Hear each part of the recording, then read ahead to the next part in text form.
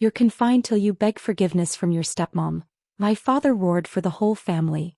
Giggles echoed the entire room. My cheeks flamed red, yet I simply stated, understood. The following morning he jeered, learned your position at last? Then he noticed my room was barren. Then our family attorney rushed in, quivering, sir, what have you done? Can you imagine being 28 years old, a CEO in all but name, and your own father looks you straight in the eye and grounds you like a disobedient teenager? Well, that's exactly what happened to me, Stephanie Young. But what he didn't know was that his attempt to control me would become the most expensive mistake of his life. A mistake that would shatter his world and frankly make corporate history. For 3 years I'd been living in my father Marcus' reconstructed family, trapped in this bizarre limbo between being his daughter and an unwanted houseguest. Every single month, $8,500 would automatically transfer from my account to theirs. That's 70% of all their household expenses, for a house where I felt barely acknowledged. The master bedroom renovation? My money. The pool maintenance? Also mine. Bradley's new BMW for his 26th birthday?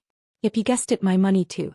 My father would wave his hand dismissively when business associates visited, saying, "Oh, Stephanie?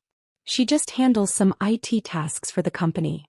He said, "Little computer job," with a tone that made it clear he saw me as nothing more than a glorified tech support intern. What he conveniently forgot, or perhaps chose to ignore, was that I'd single-handedly pulled his construction firm back from the brink of bankruptcy.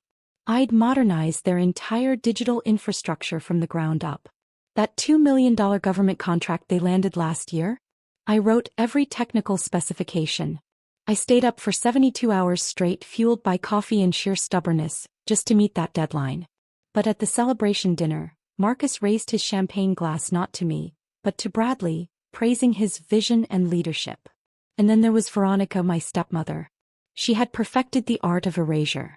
"Oh, Stephanie's around here somewhere," she'd say, her perfectly manicured hand that I naturally had paid for, waving me away dismissively when guests asked about me. "She's so quiet you'd hardly know she exists."